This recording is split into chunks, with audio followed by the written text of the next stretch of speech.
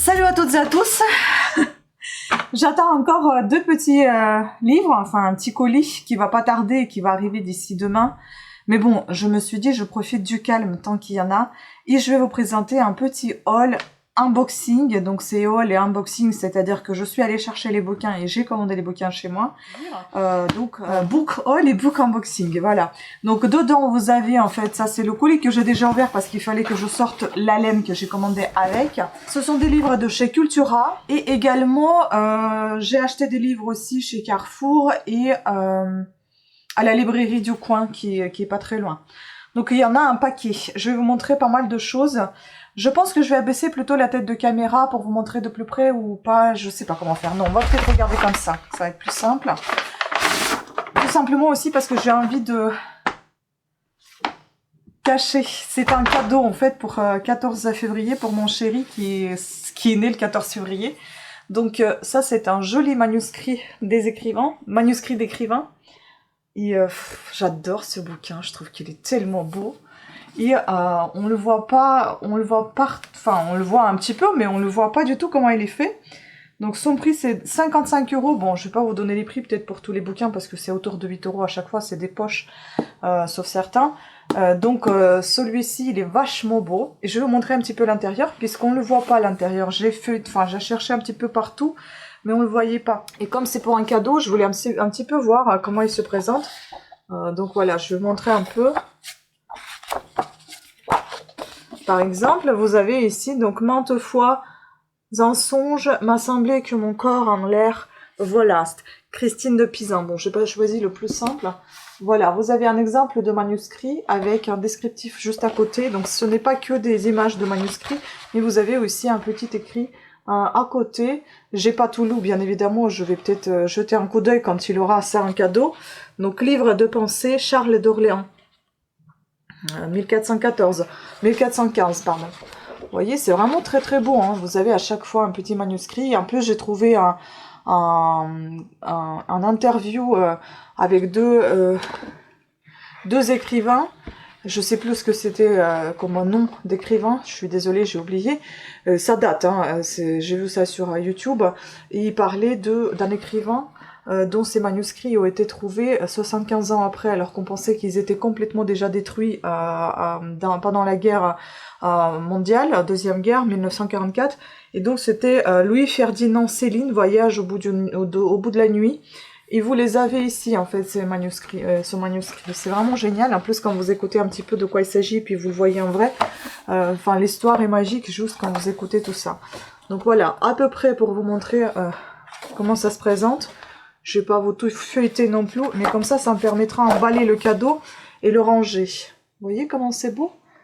C'est vraiment magnifique, hein. Parce que vous êtes un grand seigneur, vous vous croyez un grand génie. Vous marchez. C'est vraiment des jolies choses, hein. Germinal d'Émile Zola. Non mais j'adore, hein. Donc, si vous voulez que je vous dise, dans les collections de la Bibliothèque nationale de France, 15e, 20e siècle, et c'est des éditions de 2021, hein. Voilà, c'est tout récent. C'est assez intéressant et il y en a 237 pages, je crois. Ouais, 237 pages. Franchement, super cadeau. Si vous souhaitez offrir ça à quelqu'un, je pense que ça peut être vraiment apprécié. Donc, je vais l'emballer, je vais ranger dans le sac pour lequel on m'a donné. Torgal. Je connais pas du tout, mais je vais ranger dedans. Voilà. Ensuite, il y a des choses qui viennent. Je vais vous montrer aussi mon deuxième trésor. D'habitude, les trésors, je les montre à la fin. Mais j'ai pas vu. Mais merde. J'ai pas vu, j'ai un truc abîmé. Ou c'est moi qui l'ai abîmé? C'est mon trésor abîmé, là. Oh, c'est moche. Bon, c'est pas grave. J'aurais dû faire attention. Mais il est abîmé de tous les côtés, putain. Elle m'a donné un truc abîmé. Je pense pas que ça soit moi, hein. Ça, c'est pas cool, par contre, hein. Il est abîmé de partout. Bon, après, il faut dire peut-être que je vais même pas garder ce carton. Mais c'est quand même dommage, hein. Donc, en fait, j'ai acheté ça aussi à la librairie. Ça coûtait 49,50, ce que j'ai adoré. Vous avez ici à côté, merci. Allez, fixe, merci. Sympa, non? Donc, on enlève la jaquette. C'est Anne Shirley de 11 avant 2 ans. Je comprends pas pourquoi l'âge est marqué ainsi. Donc Anne de Green Gables, Anne d'Avonlea et Anne de Redmond. D'après ce que j'ai lu au niveau de quatrième de couverture, c'est quelque chose d'assez sympathique, pas triste, romantique, donc j'avais envie de le lire. Qu'est-ce qui est marqué ici? Vendu à 60 millions d'exemplaires à travers le monde, adapté des dizaines de fois, aimé par des générations de lecteurs, Anne de Green Gables, d'Avonlea et de Redmond, de Lucy Maud Montgomery sont un hymne à la joie et au pouvoir de l'imagination. Magnifiquement écrit, construit autour d'une héroïne parfaitement imparfaite, féministe, involontaire et romantique, impénitente, ces romans empreints de poésie et d'humour sont bien plus que la vie d'une orpheline qui va bousculer le calme de son nouveau foyer. C'est un autre monde, fait d'une nature enchanteresse et d'idées saugrenues, qui se déploie à travers les yeux de l'incroyable Anne. Littérature solaire et intemporelle, ces romans uniques sont une parenthèse magique, un souffle chargé d'énergie, un élan à vivre pleinement nos amitiés et nos passions. Franchement, ça donne vraiment envie. Je suis désolée pour le bruit si vous entendez, moi je me suis dit, il n'y a pas de bruit, c'est génial. Mais comme par hasard, ils ont commencé tous à aller et venir ouvrir les boîtes aux lettres. Enfin, je sais pas. Ça me saoule, rez-de-chaussée. Donc, on va pas gâcher la vidéo. Ça, c'était à l'intérieur. Avant de vous montrer les livres, je voudrais vous montrer les petits trésors qui s'y trouvaient. Et je pense que ça doit être en liaison avec la lecture. Donc, il y avait cette belle chose-là. Ça fait un peu effet journal. Bon, je suis un peu déçue quand même par l'emballage qui est tout abîmé. Donc, ça fait un peu journal, vous voyez. Après, au fur et à mesure, en lisant les livres, je pense qu'il y a quand même quelque chose qui est lié avec. Je ne sais pas, j'ai pas envie de vous dire des bêtises. Mais en fait, on a ici édition spéciale pendant ce temps-là à Avonlea. C'est ça, ça va parler de ces livres-là. Donc, mariage en vue à Grafton, fantasme ou réalité. Connaissez-vous votre nom Green Gables? Donc, en fait, voilà, ça parle un petit peu l'écriture d'Anne de Redmond. Raymond ou Redmond, je ne sais pas comment on prononce ça, avec un D un peu. Voilà, et puis il y avait 3 cartes postales. Comme ça, faites un peu à l'ancienne, vous voyez, elles sont découpées comme ça. Voilà, et là, donc c'est le sentier des amoureux à Avonlea, Île-de-France, Édouard. Voilà. Vous avez une autre très jolie carte postale aussi. Il fait vraiment à l'ancienne. Hein. Et donc celle-ci, c'est le lac scintillant à Avonlea, Île-de-France, Édouard, pareil. Et là, vous avez ferme de Green Gables, vue depuis les bois hantés à Avonlea. Voilà. Je pense qu'Avonlea, ça doit être une ville, je sais pas, j'ai pas envie de vous dire non plus des bêtises. Et puis, on va retrouver donc, je ne sais pas quel est l'ordre, mais je vais vous montrer comme ça le premier. Donc, Anne d'Avonlea, Lucy Maud Montgomery, une série vendue à 60 millions d'exemplaires, comme je vous ai déjà lu. Le bouquin, il est juste, il est magnifique. Regardez, on enlève ça. Oh là là, qu'est-ce que c'est beau. Et ça fait vraiment effet un peu tissu. Je sais pas si ça va se voir. Mais, ou alors papier peint, vous savez, un peu lisse. C'est génial. C'est très très beau. C'est vraiment très beau. À quoi bon d'avoir de l'imagination si ce n'est pour la vie à travers les yeux des autres? Lucy Maud Montgomery. Voilà, une très jolie couverture, un très beau bouquin. Très belle écriture à l'intérieur. Voilà comment ça se présente. Bon, c'est assez dense hein, comme écriture. Hein. Ce sont des couvertures rigides, bien évidemment. Et nous avons ici 30 chapitres. Hein. 343 pages. Donc ça, c'est le premier. Je vais garder pour le moment les jaquettes, tant que j'ai pas encore entamé de lire. Après, je vais les enlever. Ensuite, vous avez celui-ci. Vraiment très très beau. Anne Shirley poursuit ses rêves d'études supérieures et d'envolée créative. Et c'est en compagnie de ses amis qu'elle découvre l'université de Redmond, en Nouvelle-Écosse, au programme cours, écriture, nouvelles rencontres et surtout toutes sortes de mésaventures. Sans oublier les retours à Green Gables pour se ressourcer, entretenir les vieilles amitiés, garder sur le droit chemin un turbulent petit garçon et recevoir sa première demande en mariage. Lucy Maud Montgomery, signe de son écriture, merveilleuse, un charmant bijou littéraire, drôle et tendre, sur le passage à l'âge adulte d'une fascinante jeune fille. Ça donne envie, hein, il est vraiment très beau en plus. Ils sont tous faits dans le même style, hein, c'est-à-dire un peu papier peint comme ça, très agréable au toucher. Et puis enfin, vous avez ça, armes de feu et de rosée, et ressentez les plaisirs et les peines de la vie avec une intensité décuplée. Et donc là, on a aussi magnifiquement écrit, construit autour d'une héroïne parfaitement imparfaite, féministe, involontaire, romantique, impénitente, sûrement empreinte d'humour et de poésie, et bien plus que la vie d'une orpheline qui va bousculer le calme de son nouveau foyer. C'est un autre monde, fait d'une nature enchanteresse, de joie de vivre et d'idées saugrenues, qui se déploie à travers les yeux de l'incroyable Anne Shirley. Littérature solaire, intemporelle, ce roman unique est une parenthèse magique, un souffle chargé d'énergie, un élan à vivre pleinement nos amitiés et nos passions. Ça, je crois qu'on a déjà lu dans sur une autre jaquette. Voilà, c'est vraiment très très beau. Hein. Les livres, ils sont magnifiques. Comme ça, je vais pouvoir les ranger parce qu'ils sont tout le temps là dans le carton et ça m'embête qu'ils restent dans le carton. Par contre, il faudra que je voie quand même l'ordre de lecture. Est-ce qu'il y en a un ou pas? Ouais, peut-être c'est moi qui l'ai abîmé, je sais pas. Parce que quand j'enfonce ce truc, bah, c'est là que ça touche. Je sais pas. Bref. Donc, ça n'est tout concernant la librairie. Et puis après, il y a des choses que j'ai achetées chez Carrefour. Et puis la dernière chose, je vais vous montrer ce que j'ai pris chez Cultura. Peu importe après pour vous, de toute façon, je vous rajouterai à la fin. Dès que je recevrai d'autres livres, vous allez pas me voir, je vais vous rajouter ça comme ça. Bah là d'ailleurs, je pense que vous allez pas me voir aussi, je vais vous montrer de plus près tous ces bouquins là parce que bon, c'est un peu compliqué de tenir ça comme ça longtemps. Donc je vais abaisser la tête de caméra et on va regarder tout ça ensemble et lire les 4e de page en espérant que ça vous plaise. Moi en tout cas, je suis très emballée par tout ce que j'ai pris, donc il y en a quand même pas mal pour à vous montrer. Et donc, on va commencer par celui-ci, à vrai dire, j'ai louché depuis un petit moment déjà. Hein. Ça fait un moment que je regardais ce bouquin et je voulais pas l'acheter parce qu'en fait, j'en ai un peu marre des films d'horreur, on va dire, dans les livres. Mais je sais pas, j'arrive pas à m'abstenir, j'aime tellement. Giacometti Raven, c'est franchement, ils écrivent trop bien. En plus, là, ils ont le prix de lecteur sélection 2021, La relique du chaos, aux éditions Livre Poche. Donc on va lire le 4e de page pour voir ce que c'est. La saga du soleil noir. Juillet 1942. Jamais l'issue du conflit n'a semblé aussi incertaine.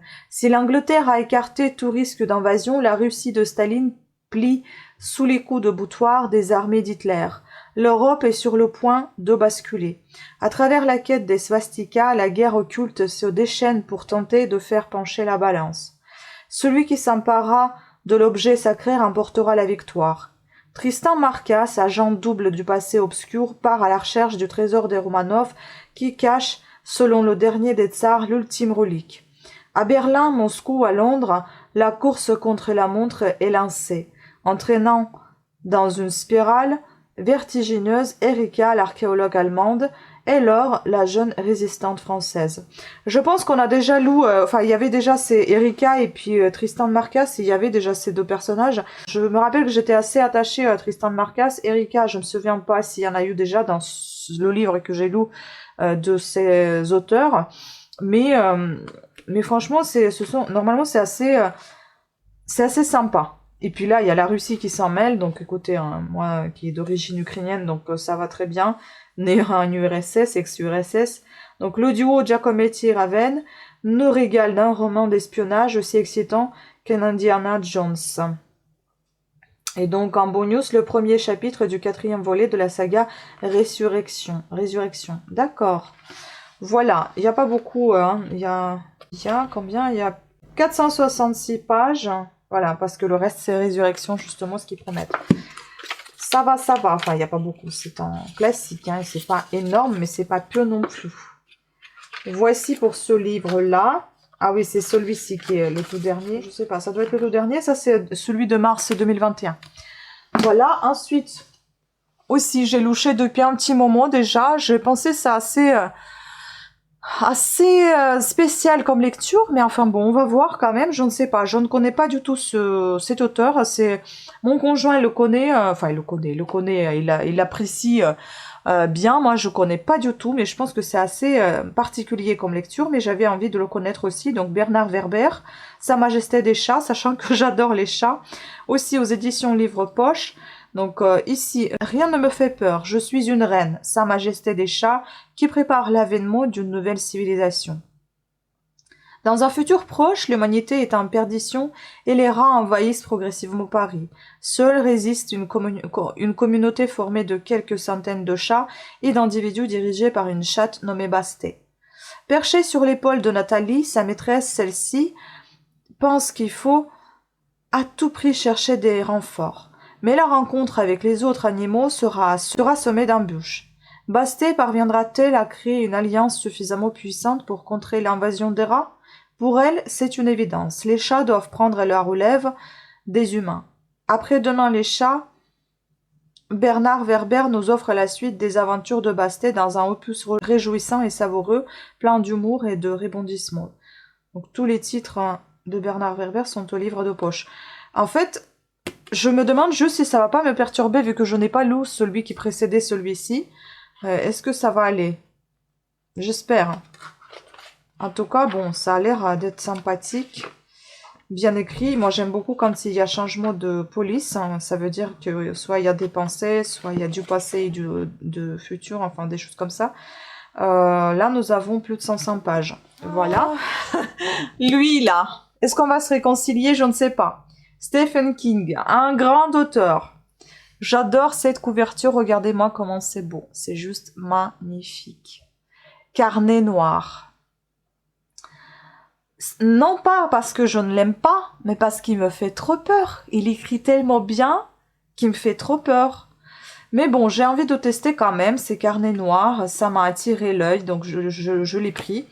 Nous avons ici plus de 500 pages aussi, je pense, hein, parce que ça, voilà, c'est presque 600, 568.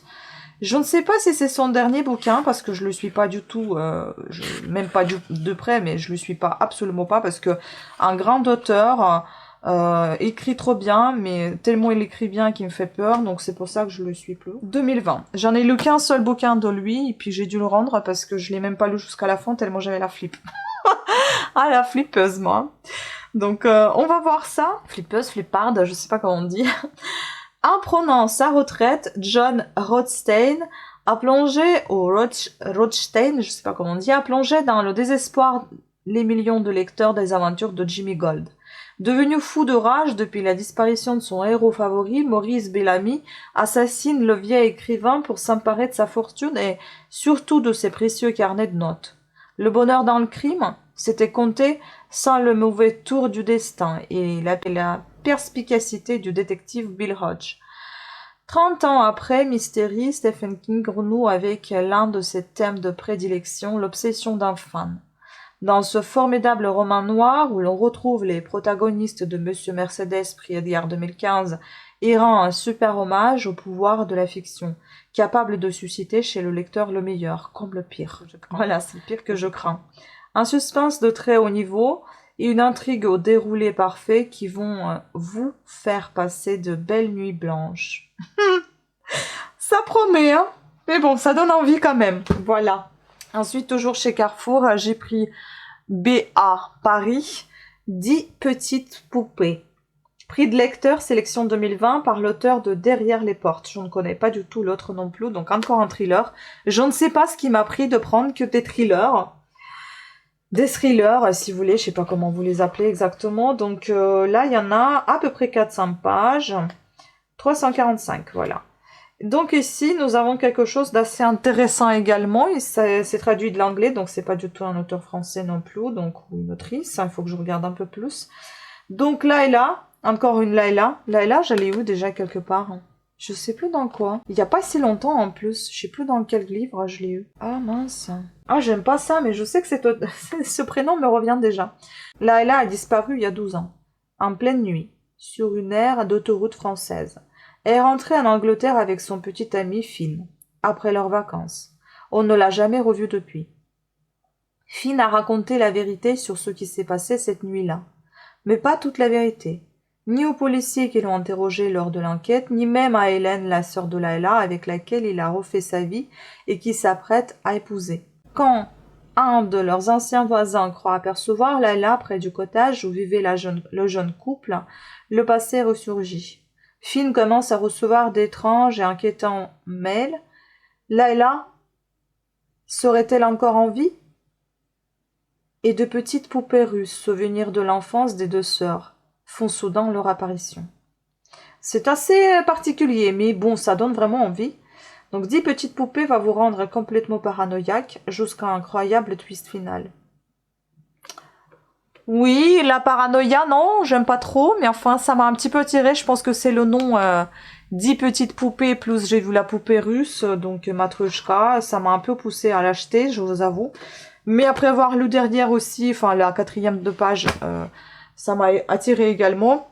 Celui-ci, je ne sais pas si vous me suivez sur Instagram. Bien évidemment, il fallait que je sélectionne que des livres abîmés. C'est quand même fou ça, non? Bref, il faut quand même que quelqu'un les achète de toute façon.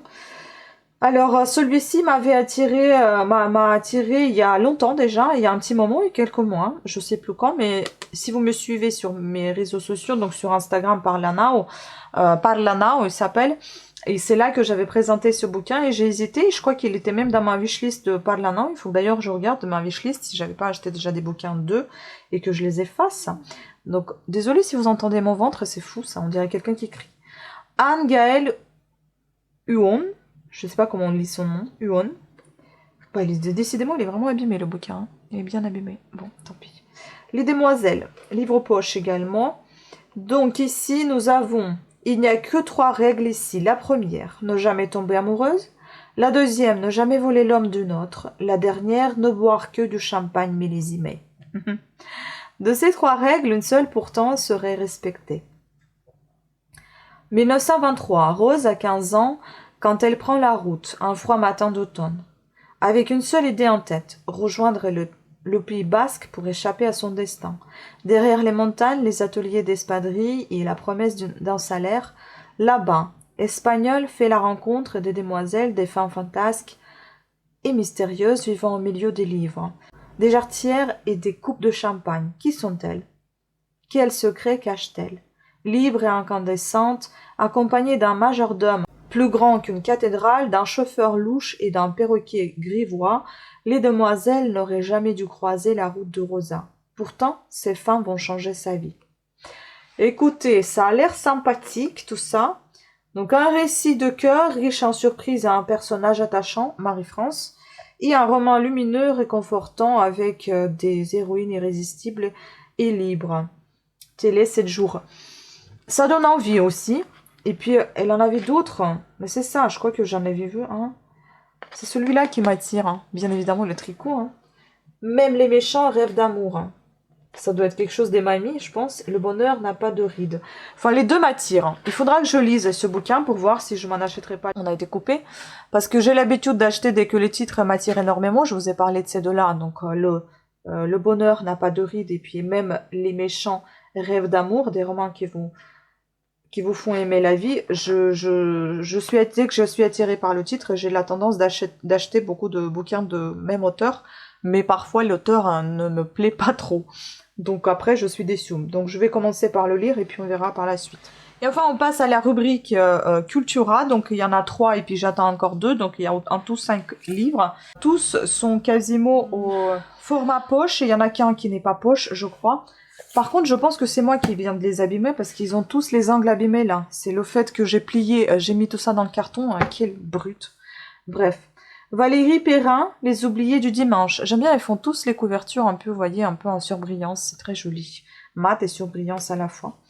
Donc Valérie Perrin, Les Oubliés du dimanche, nous avons 408 pages ici. Faute de connaître son histoire, Justine, 21 ans, se passionne pour celle d'Hélène, pensionnaire, presque centenaire, de la maison de retraite où la jeune femme est aide-soignante. Sa vie est un roman, sa rencontre avec Lucien en 1933, leur amour, la guerre, le juif Simon planqué dans la cave, la trahison, la Gestapo, la déportation.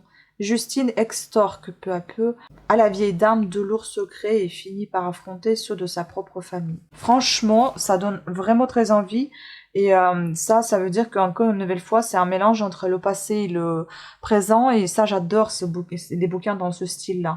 Donc ici, nous avons de Télématin, donc un avis de Olivia de Lambertry, un roman addictif que l'on dévore. Puis vous avez l'Express Style qui donne avis, donc tel Delphine Perras, un beau livre sur la mémoire et la transmission portée par une écriture sensible. Vous avez Pierre Vavasseur de Le Parisien. On est épaté par sa construction, sa densité et le billard à plusieurs bandes de son sujet. Et enfin, Nathalie Dupuis de Elle, une héroïne originale et attachante, un univers surprenant, une conteuse de grand talent.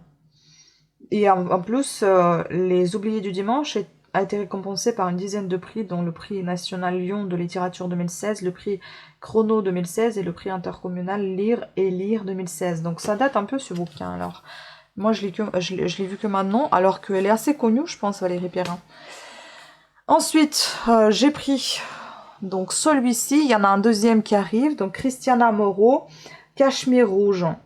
Pareil, un peu en surbrillance, j'adore, je sais pas, dès que ça parle aussi du tissu, on dirait, après on sait pas si ça parle vraiment du tissu. Celui-ci, je l'ai acheté là, il n'y a pas vraiment longtemps, ça, La Sonate oubliée.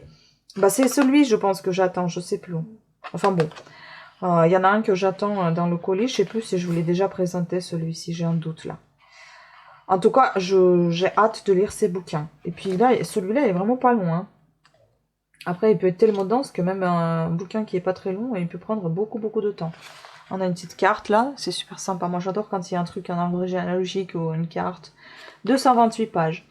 Donc, nous avons Alessandra, est fière de la qualité des pulls et étoffes qu'elle vend dans sa boutique de Florence. Une fois par an, elle va s'approvisionner en Asie, jusqu'à ce coup de foudre pour le cachemire rouge filé par une jeune fille Bollerman.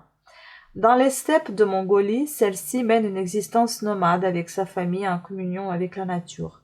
Mais lorsqu'un hiver glacial décime leur troupeau de chèvres, elle doit partir travailler à l'usine en Chine. C'est là qu'elle rencontre Xiaoli, bientôt dans l'espoir de se construire un avenir meilleur. Les deux amis font le choix du départ.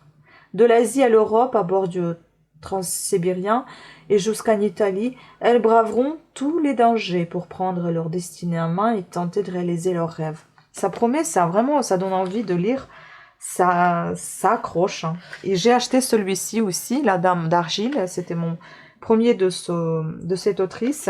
À voir, mais en tout cas, je suis très accrochée à ces bouquins et attachée et accrochée. Donc ici, nous avons les avis d'Alsace. Donc l'Alsace, la trame qui suit l'auteur dans cette fiction honore le courage des femmes que rien n'arrête. Franchement, ça donne envie. Et puis Radio Dune, un livre sublime, magnifiquement écrit, plein de sensibilité. Ça promet. Et enfin, celui-ci, puis on attend encore les deux autres, comme je vous ai dit, Marc Dugan, Transparence. Ça, j'ai vu ça dans la librairie de coin, justement, et ben, j'ai hésité, et puis au final, je l'ai pris, comme j'avais un bon d'achat chez Cultura. J'ai pris les livres de ma wishlist, tout simplement. Donc ici, nous avons ça, c'est pas livre poche, c'est folio. Ça change un peu. Donc nous avons 200 et quelques pages, c'est pas grand non plus. Hein. 223. Bon, après, ça doit être assez particulier. Je vais voir si je vais aimer. Parce que trop fantastique, c'est pas toujours pour moi, mais bon, on verra. En regardant le volcan à travers la baie vitrée, je le voyais me défier de sa haute taille faite de roches sombres faussement inertes. J'ai pensé alors que tout ce qui est mort ne demande qu'à vivre, alors que tout ce qui vit est conduit à mourir. Islande 2068. Cassandre Namara est à la tête de Transparence, une entreprise de nouvelles technologies spécialisée dans la récupération de données personnelles. Cette puissante femme d'affaires s'apprête à commercialiser un programme révolutionnaire baptisé Endless, à l'heure où les réserves naturelles de la planète s'épuisent et pourraient sauver l'humanité. C'est alors que la police locale demande à interroger Cassandre. Des témoins assurent l'avoir vue pousser une femme du bord d'une falaise. Dans ce monde dominé par les géants du numérique et la menace environnementale, quelles sont les véritables intentions de Transparence et de son ambivalente dirigeante? C'est assez d'actualité, on va dire, parce que c'est un peu... on pense à la planète, hein. Mais c'est très fantastique à la fois. Trop irréel peut-être à mon goût, mais bon, j'avais envie quand même de découvrir. Et donc ici, on a l'avis de Le Figaro Magazine, un aperçu littéraire au style vif et à l'intrigue palpitante, écrit par Marie Rogatien. Oh, Rogatien. Je m'excuse d'avance si je me suis trompée de la bonne prononciation du nom. Donc écoutez, ça ne demande qu'à être lu. Alors voilà, assez dense hein, comme écriture. Donc je pense que ça va être un petit peu long, même malgré ces 200 pages. Je suis très très contente. Bon, il me reste plus que les 2 qui me manquent et puis ça sera tout.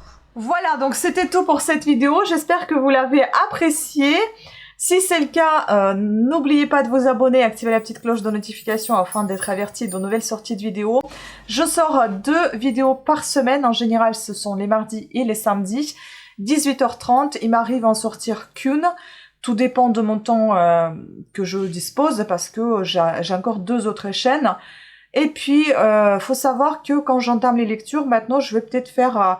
par exemple, là, je lis Guerre épée, j'essaie d'en sortir une vidéo par semaine, mais là, il y a plusieurs semaines qu'il y avait pas de vidéo de Guerre épée, il y en avait d'autres vidéos.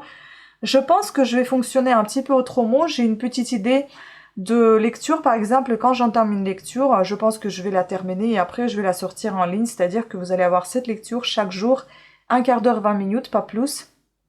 Et comme ça, vous savez que chaque jour, vous pouvez suivre la lecture que j'ai entamée et pas attendre une semaine, chaque semaine, une lecture de 15 minutes.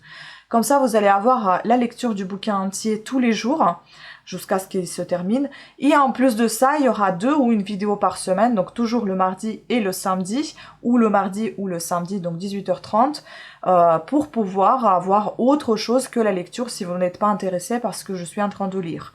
Mais la lecture va suivre son cours chaque jour et je pense que je vais la lancer là, le matin, très tôt, comme ça, si jamais vous êtes un travailleur ou vous êtes un étudiant et vous n'avez que peu de temps, vous pouvez peut-être lancer cette lecture pendant votre trajet en voiture ou votre trajet en train.